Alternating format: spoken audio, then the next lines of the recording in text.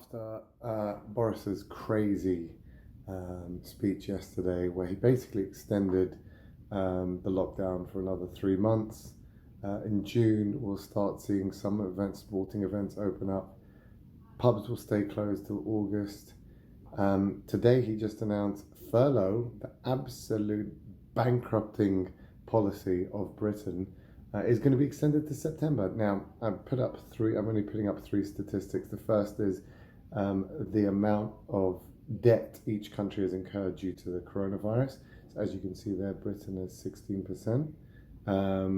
But that was taken 3 weeks ago, and that was based on furlough ending in June, as originally planned. Now it's being extended to September. We can already go and look at Italy over there with 22% of GDP being spent for this crisis. So America, while bad, they've spent 2 trillion. That's only 11% of GDP. Britain is on its way to 22% of GDP, money printing craziness. This will affect us for generations and generations. And for what? I put this as as an example of someone, there's a fire, and I'm going around and I'm blowing at the fire. And suddenly it's going down. And I keep blowing and it's going down. And I keep blowing and it goes out. And I'm like, wow, I'm pretty impressive. Little did I know that the fire brigade was on the other side of that building and they were the ones putting it out. Corona is exactly the same. We will see by Professor Ben Israel's statistics in every country. Corona is a 70-day period from first case to last. Every country. He's a statistician. He's not actually a professor of medical anything. He's proved in statistics it's 70 days, goes up, peaks, then goes down. So currently the rate in Britain of deaths is going down 200 and something, and he's praising himself.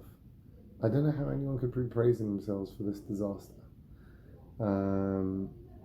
This is what we're dealing with. We're dealing with delusion, thinking the lockdown is helping, thinking the lockdown is doing everything. It does nothing. Most deaths are in care homes. Most deaths are for old people who are already at home and will be happy to stay at home. Not letting kids who cannot contract it go to school doesn't help in any way. So this insanity is going to burden us for generations with 22% GDP cut.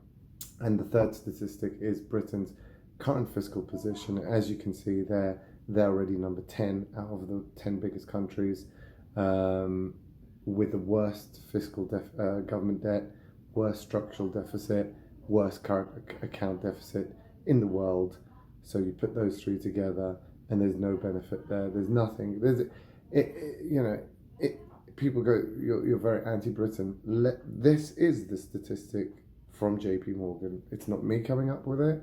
That is what they've rated it based on all the other parameters compared to other countries. From Norway at the top, a petro state with a small population, and so therefore just floating in money, all the way to Britain, a bankrupted state that has just made itself even more bankrupt.